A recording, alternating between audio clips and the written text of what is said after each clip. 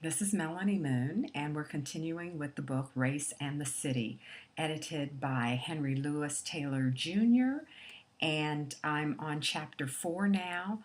I hope that you have gotten a lot from the previous chapters that I've read, the preface, the introduction, chapters 2, 3, I'm doing 4 now. Also already posted are chapters 5 and 6, and 7 is just about ready. So we are moving right along. Chapter 4 is written by Henry Louis Taylor Jr. and Vicky Dula, and it is entitled The Black Residential Experience and Community Formation in Antebellum, Cincinnati. In the antebellum period, Northern Blacks built tightly knit, well-organized communities that helped them successfully confront the challenge of urban living. Community, quote unquote, is one of those shadowy terms that demand careful definition. In 1955, George A. Hillary Jr. found no fewer than 94 meanings given to the concept. Yet, despite the variations, most definitions of community imply something both geographical and socio-psychological, and stress the following themes: proximity and propinquity, territoriality, social interaction, consciousness of kind, socialization, and shared values and institutions. A number of scholars have emphasized the geographical dimension in their definition. Thomas Bender suggests that the most common definition used today focus on community as an aggregate of people who share a common interest in a particular locality. Territorial-based social organizations and social activity thus define a community. Roland L. Warren stresses the interplay between the territorial and socio-psychological dimensions of community, with special emphasis on the place of institutions in community formation. The community concept, in addition to factors of space and population, includes the notion of shared institutions and values. Putting this another way, geographic area and people do not in themselves constitute a community. One must also look for institutions commonly held by the local population. As we have seen, the area of shared institutional services, far from being secondary, is actually one of the most important ways of delineating communities. But more than this, the shared institutional services are thought to constitute a shared way of life, a level of participation on which people come together in significant relationships for provision of certain necessary living functions. And that's a quote with a footnote. The historian James Borchert and the sociologist Gerald D. Suttles define community as a form of activity that occurs within a common geographical area that permits and, we might add, encourages social interaction. Borchert adds to this, in his study of alley life in Washington, D.C., that the existence and form of community can be glimpsed through the alley or neighborhood as a commons and community center, and also by the level of residential persistence and satisfaction. Other scholars have argued that community can exist beyond the boundaries of a common territorial base. Bender indicates that community can also be defined as a network of social relations marked by mutuality and emotional bonds. This network, says Kai T. Erickson, is the essence of community, and it may or may not be coterminous with a specific contiguous territory. Martin Buber writes, A real community need not consist of people who are perpetually together, but it must consist of people who, precisely because they are comrades, have mutual access to one another and are ready for one another. Quote, unquote, footnote. Stressing the significance of socio-psychological aspects of community, Robert A. Nisbet says that community, quote, draws its psychological strength from levels of motivation deeper than those of mere volition or interest. Community is a fusion of feeling and thought, of tradition and commitment, of membership and volition, unquote. Footnote.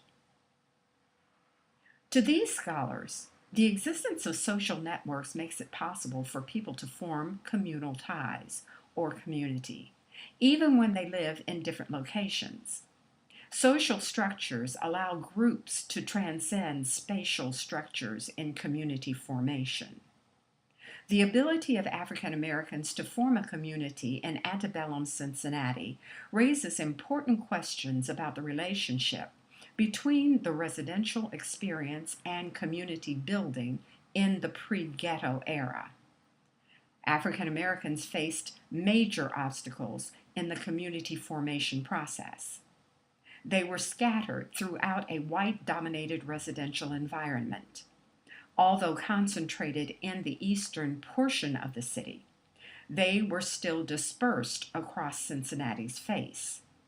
Dispersal and the lack of territorial domination erected barriers to community formation.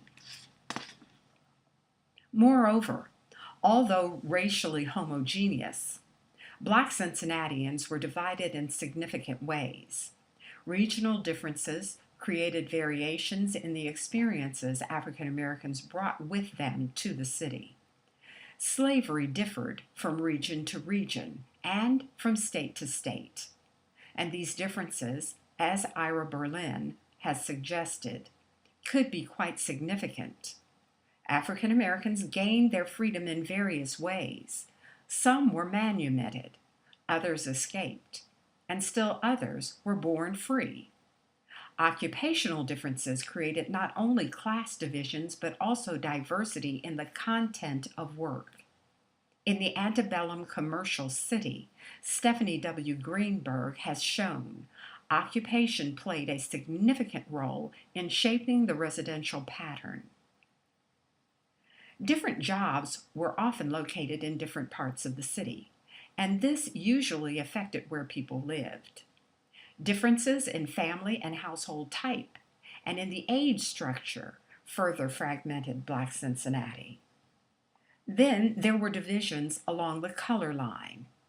James Oliver Horton, Theodore Hirschberg, and others have shown that color represented a source of tension inside the Black community.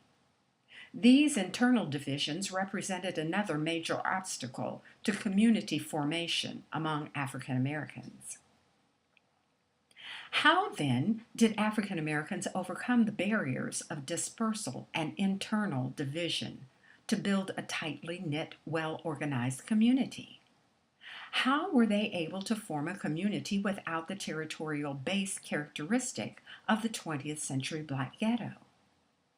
The answers to these questions will deepen our understanding of the Northern Black residential experience in the pre-ghetto era.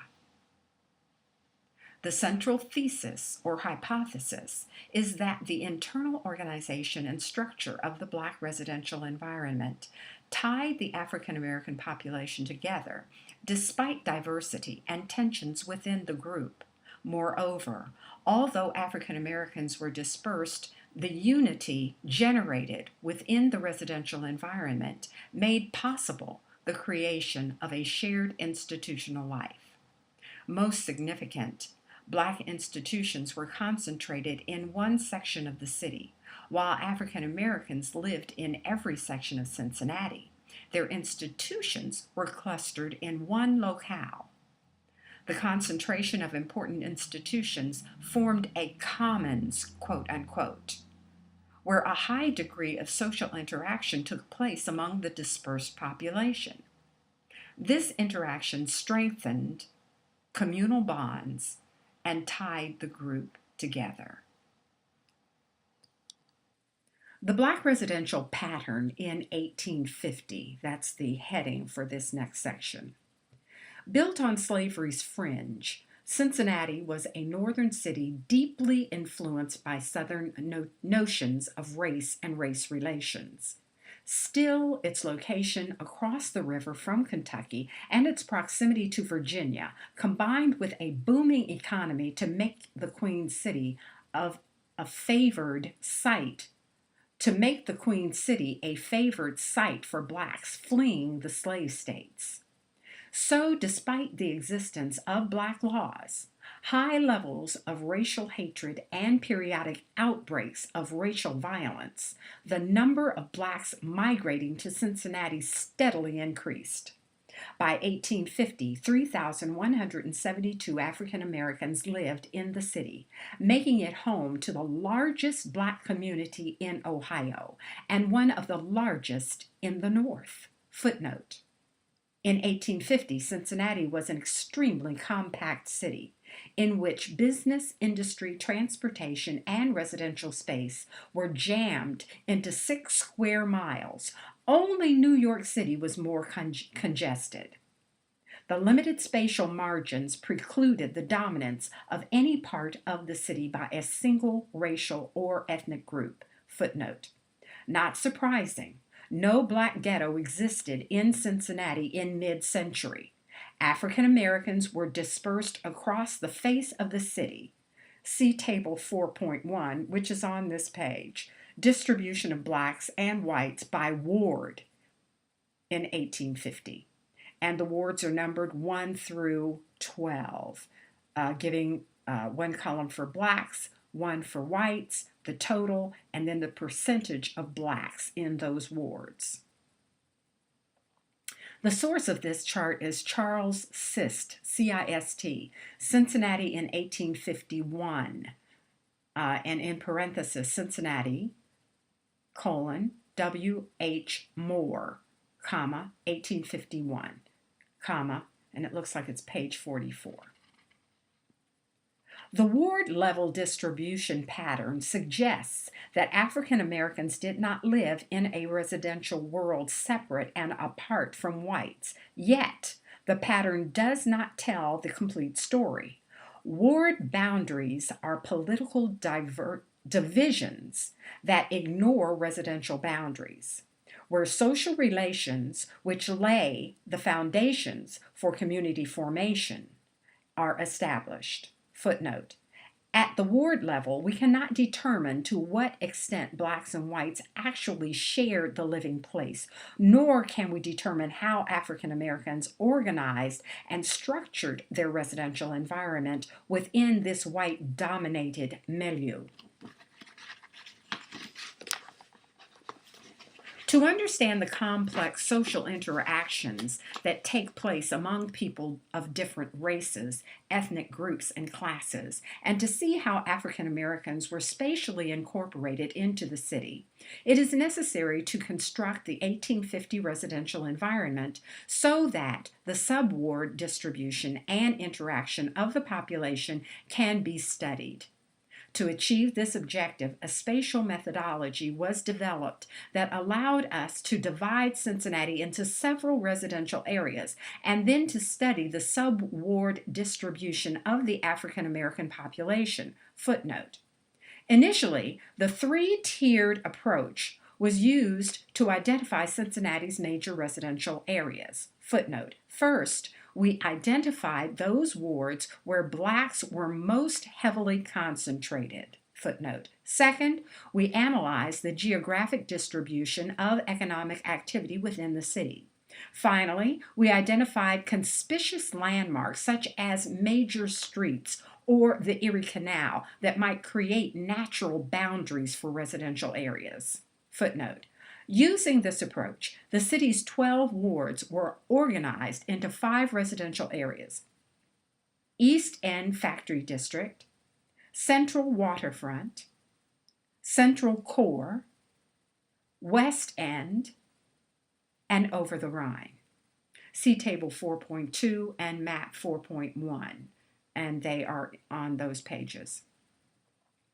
An examination of the residential area's distribution pattern showed that 73%, and this is in parentheses, capital N equals 2,315, end of parenthesis, of the African American population lived in the East End factory and central waterfront districts. Blacks were concentrated there, even though they lived in every section of the city, yet they did not spatially dominate any one residential area. The ghetto did not exist, period. Even in the two districts where most blacks lived, they constituted only a tiny fraction of the area's population, and you can see that in Table 4.2. African Americans shared the living space with whites in the pre-ghetto era. This poses two intriguing questions. What type of residential structure did African Americans build within this white-dominated environment? Were they randomly distributed among the white population, or did they cluster together? To answer these questions, we developed a two-step procedure to give us a street-level view of the spatial organization of African Americans and their geographic relation to whites. There's a flashing here going on. I hope that's not on the screen. I hope that doesn't disturb you. You can always just listen. This methodology was based on the 1850 U.S. manuscript census and the city directory. The data showed that even at this street level, blacks had white neighbors. On virtually every block and street where African Americans resided, whites could also be found living there in large numbers.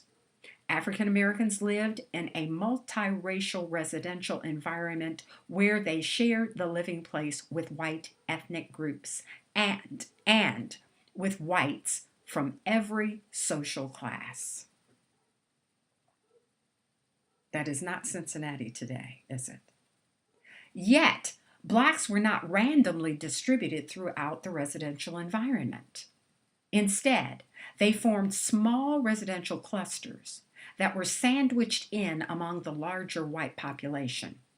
A residential cluster is defined as two or more families that lived in the same dwelling unit with another African American family next door to an African American or a few doors away from other African American households.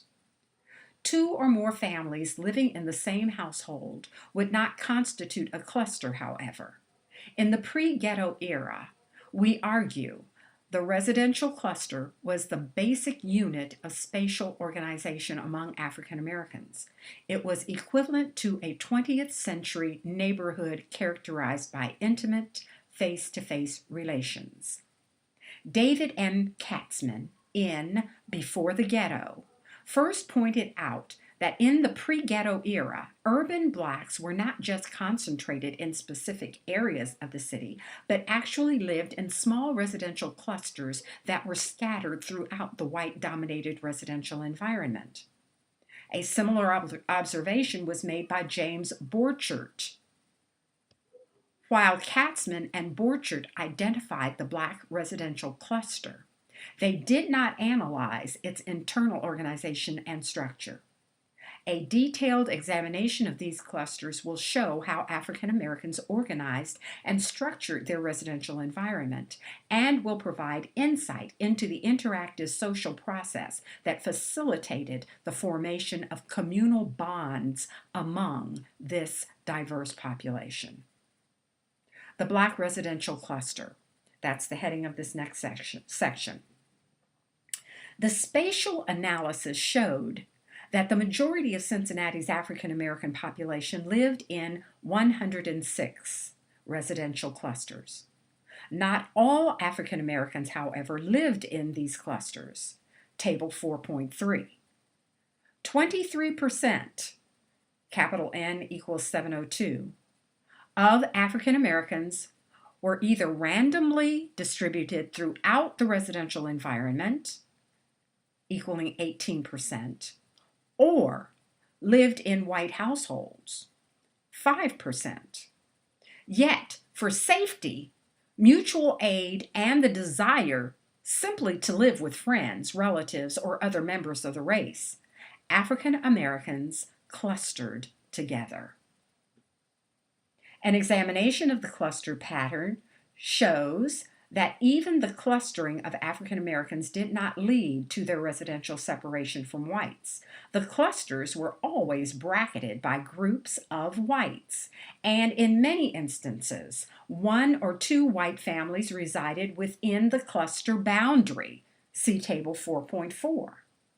The particular class or group of whites sharing residential space with blacks depended on the specific residential area in which blacks lived. For example, in the East End, Factory, and Central Waterfront districts, blacks were most likely to live next door to Irish and German workers.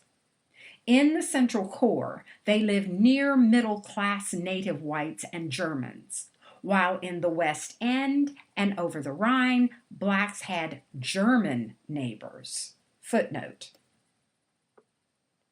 The internal organization and structure of the residential cluster.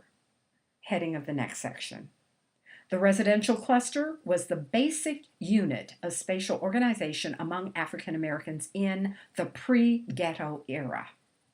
To study it in detail, we selected a random sample of 20 clusters and analyzed them in terms of nativity, occupation, family household type, age structure, and shade of color. Footnote. The sample clusters contained 109 households with a population of 538. Footnote. This population lived in 80 dwelling units with an average of 6.7 persons per house. The average cluster contained 5 households and 27 people. Still, there was considerable variation in the size of clusters. Some were very large. 5 clusters, for instance, contained at least 8 households and 40 residents. The largest cluster contained 17 households and 87 people and was located in the Central Waterfront District. This suggests that in those sections of Cincinnati where large numbers of African Americans lived, clusters could grow to mammoth proportions. The smallest clusters, containing only 2 households and 10 people, and was located in the East End Factory District. Not surprising, 12 of the 20 clusters were located in the East End Factory and Central Waterfront districts. As you will recall, 70% of Black Cincinnati lived in these 2 districts. The remaining 8 clusters were found in the Central Core and over the Rhine districts. No sample clusters were located in the West End. Footnote. The cluster population is the next section. In the cluster population, women outnumbered men, just as they did in the general population. There were 231 males, or 43%, and 307, 57% females in the sample. Footnote. These were young men and women in the prime of their lives. Their average age was 24 years. And I'm not going to say footnote anymore. There's footnotes all over. So all of this information is documented and can be traced back to its original source. There was a large number of children, 10 years old and under, in the sample population. 25%, parenthesis, capital N equals 132, of the sample population fell into this age category. There were only 42 people, or 9%, in the 46 and over age category. The cluster population had a very diverse family household structure, with 11 different types of structures represented. 70% of the family households were headed by males, with the remaining 30% headed by females. The nuclear family, N equals 129, and the extended family, 175, containing a father, mother, children, and relatives and/or boarders, were the most common form of family household structure. 57% of the sample population lived in these two types of structures. Most important, 86% of the sample lived in some type of family-based household structure. On the other hand, 73 individuals, or 14%, lived in households with unmarried people. Women headed 5 different types of households. 14 of the 31 households headed by females were composed of unmarried people. 64 people, or 12% of the sample population, lived in this type of family household structure. 9 households, containing a total of 52 people, consisted of mother, children, and relatives and/or boarders. 74% of the female-headed households fell into these 2 categories. Significantly, there were only 6 households containing 20 people that consisted of a mother and only her child. The sample population was regionally diverse, with 22 states, Canada and Cuba represented, see Table 4.5. 65 people, or 12%, came from the Deep South. 262, or 49%, came from the Upper South, and 202, or 38%, from the North, with 1 person coming from Cuba and 1 from Canada. The nativity of 7 individuals was unknown. Although diverse, about 76%, N equals 376, of Black Cincinnati, came from just 3 states: Ohio, 167, Virginia, 154, and Kentucky, 55. Occupational data were available on 123 males. The 1850 census did not provide data on the occupations of women. 65 of the males in the sample were 10 years old or younger. When these individuals were eliminated, we had data on about 73% of the male population. The data showed that blacks were tied to the bottom of the economic ladder, with most laboring as roustabouts on the river or as barbers, laborers, cooks, servants, waiters, carpenters, and whitewashers. See Tables 4.6. Although data are not available on female occupations, it is reasonable to believe that most women worked as domestics, servants, cooks, and washerwomen. Even though blacks were concentrated at the bottom of the economic ladder, they were nevertheless an occupationally diverse group. In Antebellum, Cincinnati, African Americans were divided along color lines. In the sample population, there were 332 mulattoes, or 63%, and 193 blacks, 36%. This is not surprising.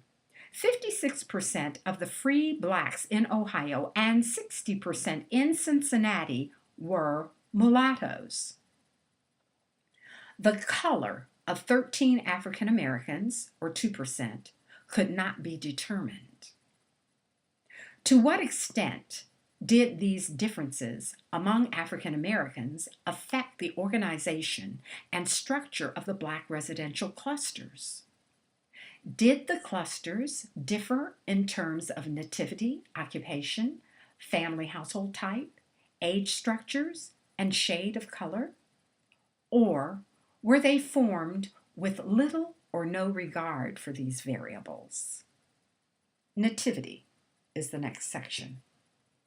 People from different states and regions came together to form the various residential clusters. In 18 of the 20 clusters, the residents came from at least 4 states.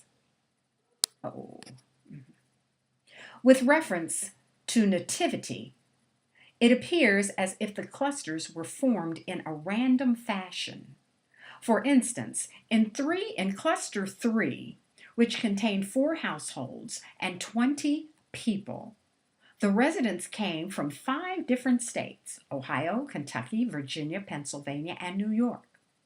Cluster 1 was smaller, with only 3 households and 12 people, yet the residents came from 8 different locations: Cuba, Louisiana, Mississippi, Missouri, North Carolina, Ohio, South Carolina, and Virginia.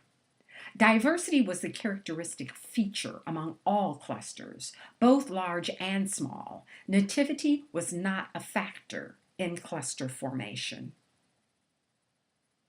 Occupational structure is the next section. In only one case did occupation appear to have played a major role in cluster formation. Cluster 7 contained 12 households and 74 people. Data on occupation were available on 35 cluster residents, revealing that barbers, N equals 24 or 67%, dominated this cluster. Cluster 7 is located in the East End Factory District, an occupationally diverse residential area. Yet, the only barbers living in the area resided in Cluster 7. Even so, the cluster was occupationally diverse, including 5 steamboat workers, 2 laborers, and 4 servants. Cluster 10 was the largest and occupationally the most diverse cluster in the sample. It was located in the Central Waterfront District and contained 12 households and 87 residents. This cluster contained most of the occupational categories found in the sample population. In all other cases, either the data were inconclusive or else a clear pattern of occupational diversity existed. The data show that the residential clusters were quite diverse and that occupation did not play a significant role in their formation. There is, however, one caveat. The number of cases analyzed is small, so generalizations must be made with extreme care. For example, in an earlier study of the Black residential structure in Cincinnati, Henry Louis Taylor Jr. found that occupation did play a role in determining where in the city people lived. At the same time, Taylor emphasized that Blacks were an occupationally diverse group, and this diversity was reflected in every section of the city.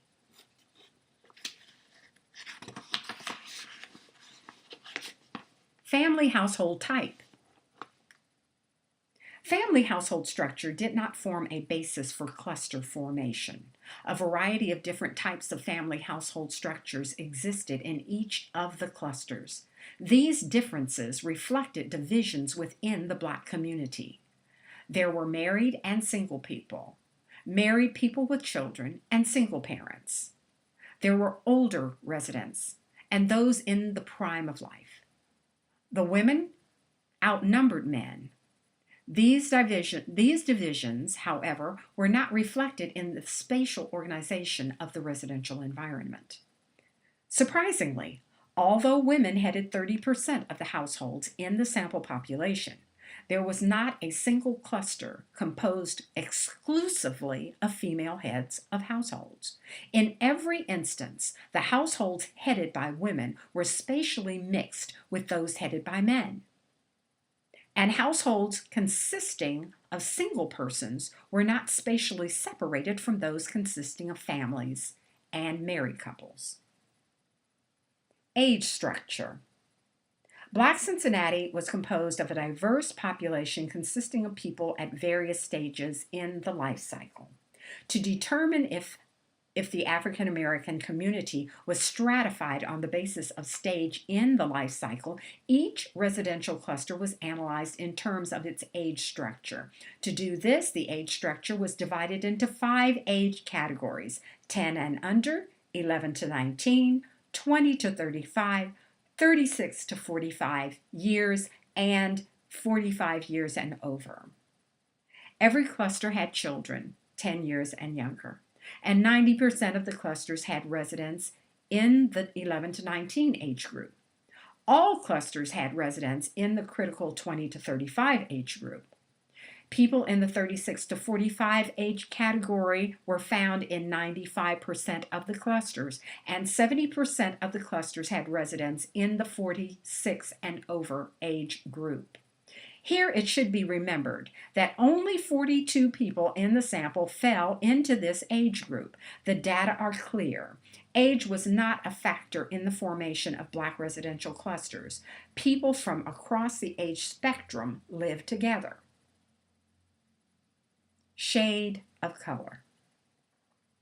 The shade of color question lies at the center of our quest to understand community formation among African Americans in the pre-ghetto era. Scholars agree that color represented an important source of tension among African Americans during the antebellum period. At a time when class divisions were weak among African Americans, color was an explosive issue that had the potential to create deep division within the race. Preferential treatment was the source of this tension. Within the context of the slave era, mulattoes were given preferential treatment over darker-skinned blacks. This was most strikingly reflected in the large number of mulattoes found in the free African American population. Some mulattoes felt culturally superior to blacks and sought to separate themselves from darker-skinned members of the race. In some southern cities, this trend led to the formation of quote-unquote brown societies. At the same time, social scientists have argued that inner tensions and conflicts do not necessarily erect insurmountable barriers to community formation.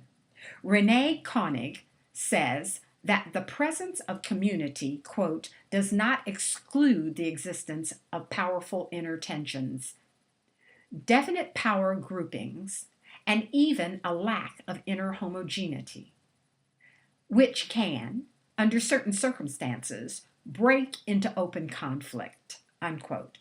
Likewise, James E. Blackwell suggests that shared life experiences can create communal bonds even when great differences exist within the group. Still, the question lingers. Did shade of color create an obstacle to community formation among African Americans in Cincinnati? One way to answer this question is to determine if African Americans residentially separated themselves among color lines. Did mulattoes segregate themselves from blacks in the residential environment? Did shade of color play a significant role in shaping the African American residential environment? The concept social interaction must be used in conjunction with segregation to understand fully the residential experience of blacks and mulattoes in Cincinnati, and to determine if shade of color erected a barrier to community formation. There is evidence to suggest that the type and degree of social interaction or face-to-face contact that occurs among people will determine if friendships develop and groups are formed. While not all contacts will lead to friendships and the formation of groups, contacts do form the framework within which such social relations are established. Stressing this point, Leon Festinger, Stanley Chatcher, and Kurt Back, in a study of housing at the Massachusetts Institute of Technology said, and this is a quote, "In the ordinary process of going in and out of a home, of working around it, one will occasionally meet others. It is reasonable to suppose that by means of this process, one is more likely to meet someone who lives close by than someone who lives farther away. Our hypothesis then would state that, other things being equal, the greater the physical proximity between two people, the greater the probability that, within a given unit of time, a contact between them will occur. Whether or not such a further development occurs depends upon a host of factors which might be loosely subsumed under such terms as liking, quote unquote, and congeniality, quote unquote." The point is that the frequency and intensity of social contacts create the foundation upon which friendships and group solidarity are built. It is within this context that the role played by color in the residential location decision of Blacks and mulattoes assumes great importance. To gain insight into the place of color in the organization and structure of the African American residential environment, we examine the distribution of Blacks and mulattoes at the ward, cluster, and household and dwelling unit levels. Also, we operate on the assumption that the distribution pattern would be affected by the fact that mulattoes outnumbered Blacks in the sample population, Table 4.7. We wanted to answer two questions. First, were Blacks and mulattoes segregated in the African American residential environment? If so, did the level of segregation erect significant barriers to social interaction? In other words, did physical distance or dispersal reduce the possibility of frequent contacts between Blacks and mulattoes within the residential environment?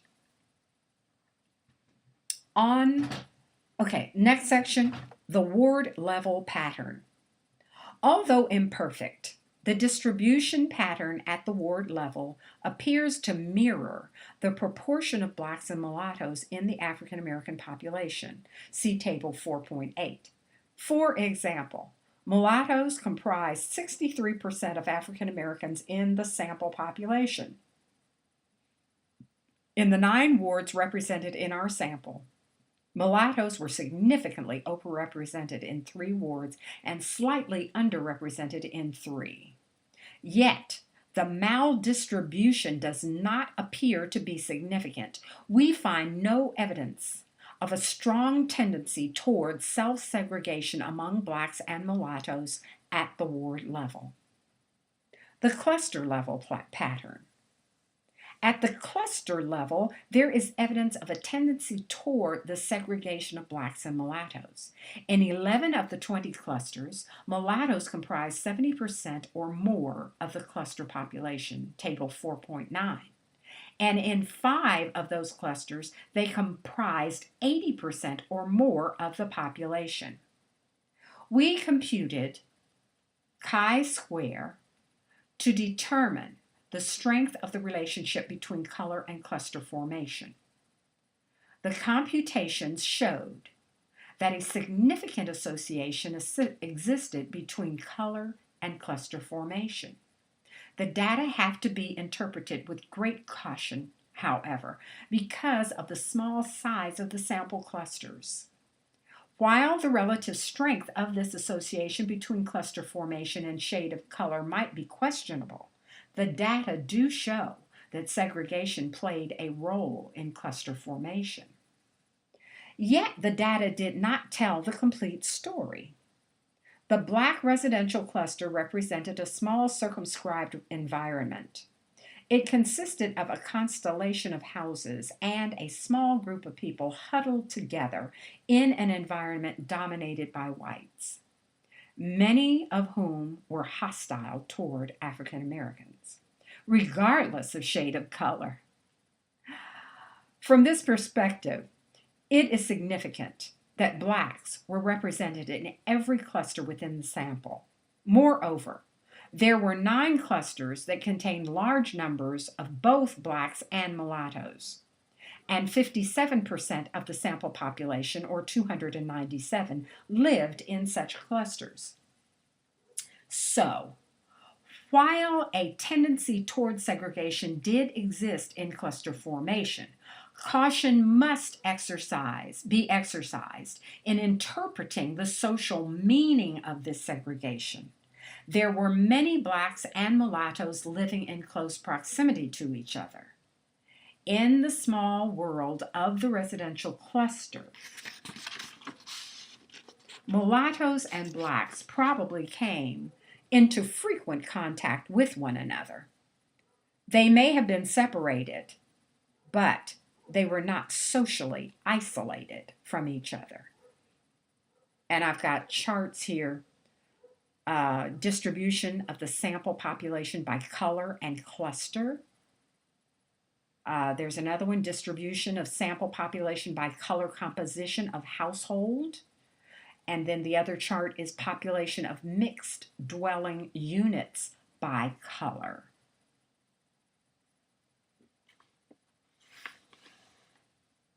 The next section is household and dwelling units.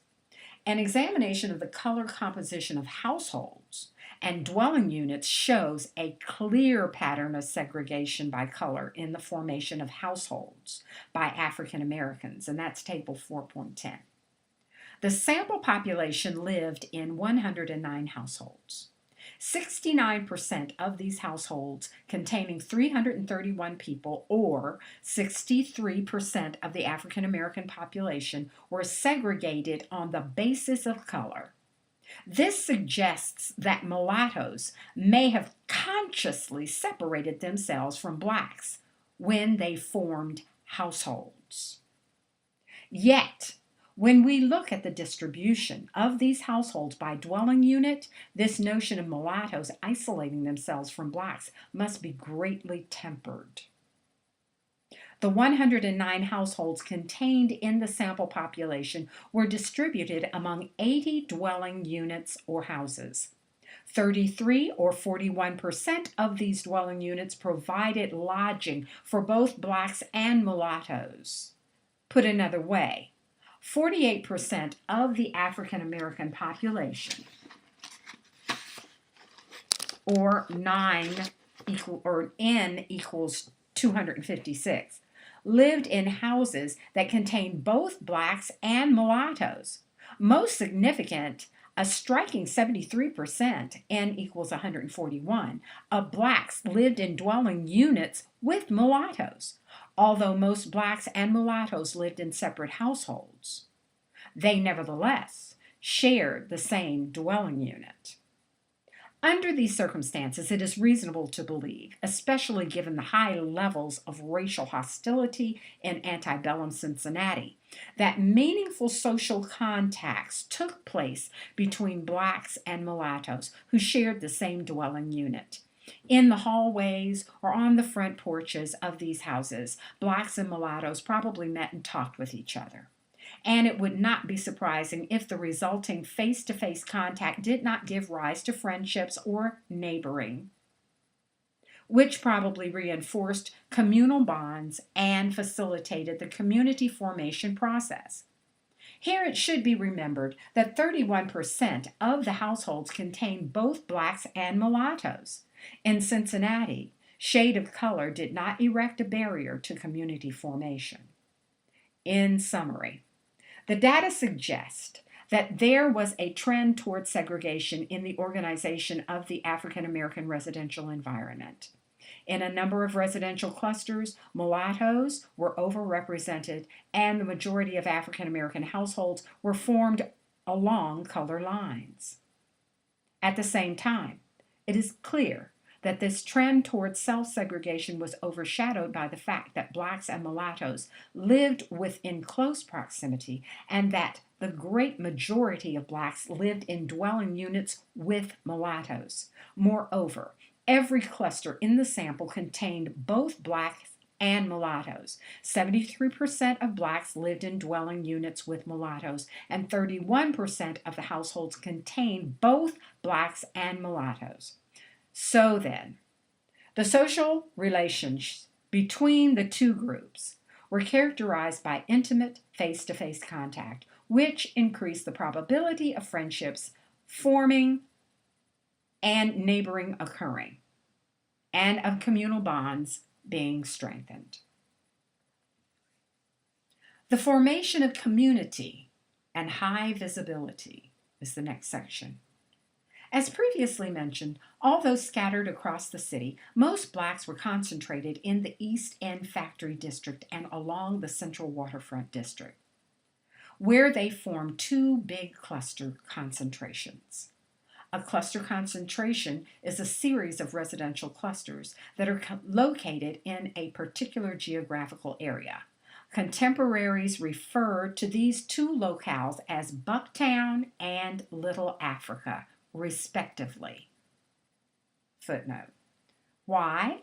After all, African Americans did not spatially dominate the two locations.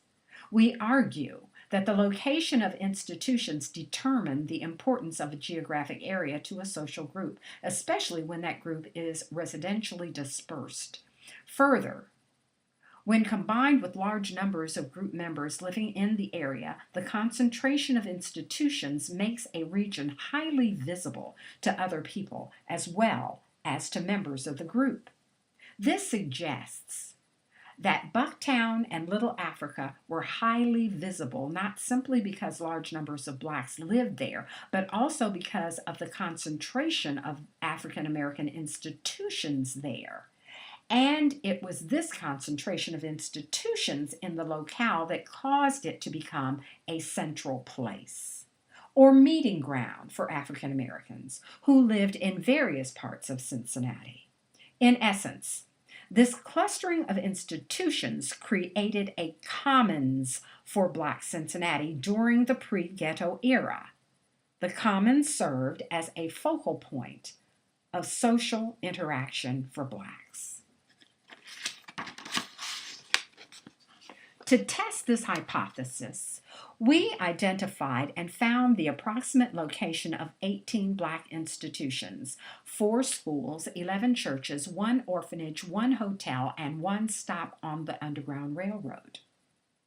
These institutions were then located on an 1855 map of Cincinnati, map 4.2. The mapping project showed that 10 of the institutions were located in the East End Factory District, 4 in the Central Waterfront, and 4 outside the cluster concentrations. These black institutions were not randomly distributed within the 2 main residential areas, but were concentrated. For example, 9 of the 10 institutions found in the East End Factory District were located in Ward 9, primarily in the area between 5th and 7th Streets, near 6th and Broadway.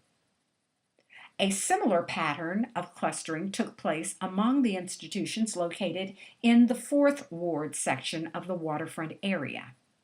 The concentration of institutions gave these 2 areas high visibility and explains why contemporaries referred to them as Bucktown and Little Africa.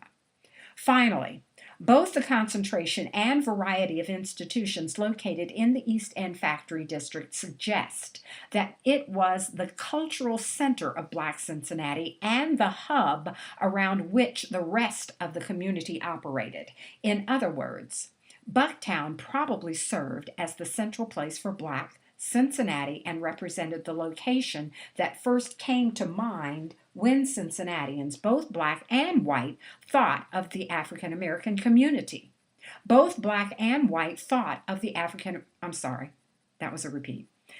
This highly visible section of the black residential component represents the social glue that held African Americans together, especially those who lived outside the cluster concentrations. These institutions served as gathering places, nodal points where social interaction took place. For example, the Dumas Hotel, located on McAllister Street in Bucktown, the East End Factory District, was a place where free and slave blacks met to exchange information. Conclusion. Howard P. Chudikoff, in a study of ethnic neighborhoods in Omaha, Nebraska between 1880 and 1920, indicated that the pattern of residential dispersion tended to minimize the importance of the residential component in the urban experience of immigrants in medium-sized cities. Similar observations were made by Sam Bass Warner Jr. and Colin Burke. The Cincinnati experience suggests that the observations of Chudikoff and Warner and Burke were not true of African Americans in mid-century. Even though blacks lived in a multiracial residential environment during the antebellum period,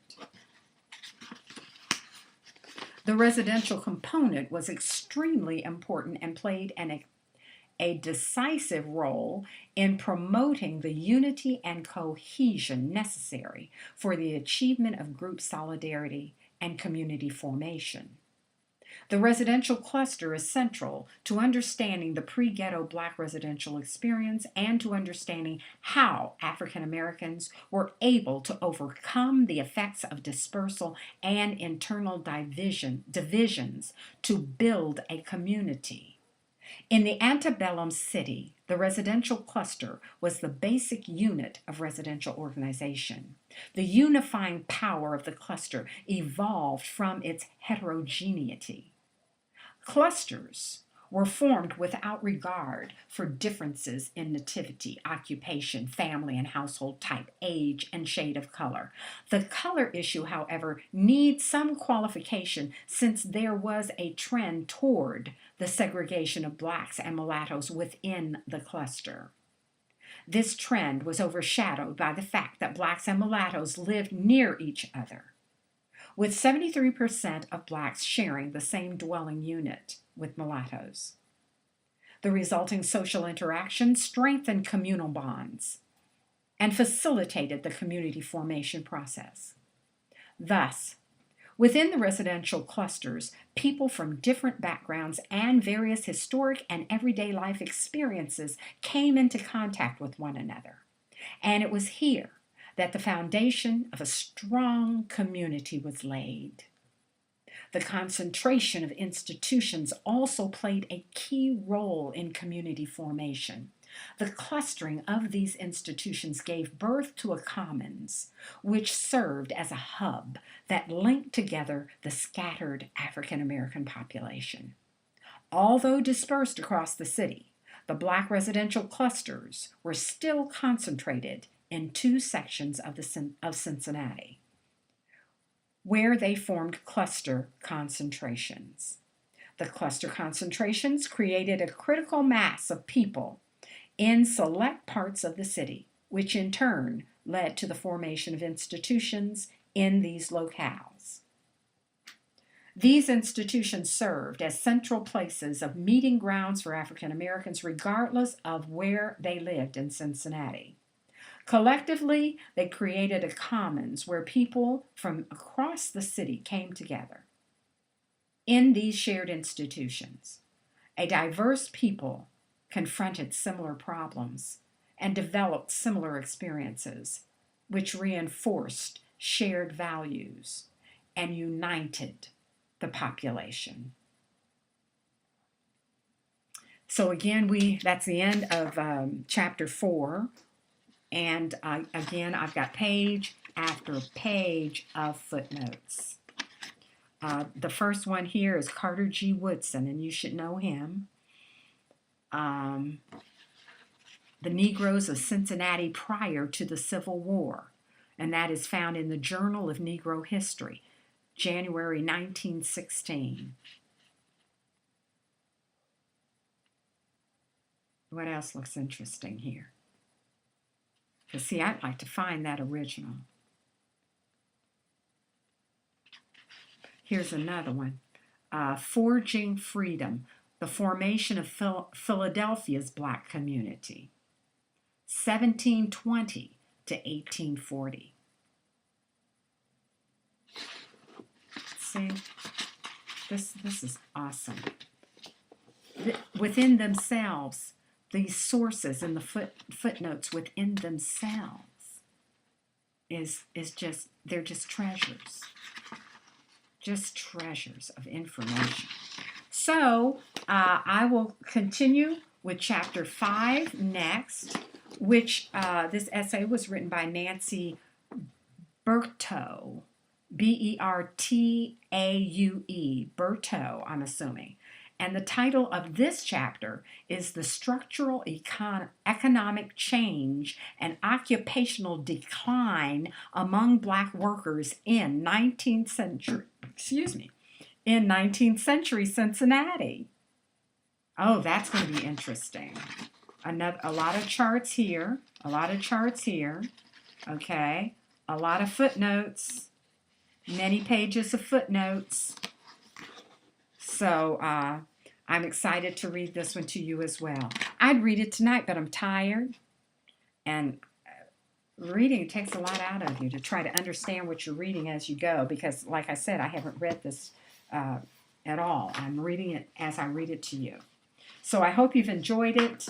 And I'll be looking for you for the next chapter. God bless. Bye-bye.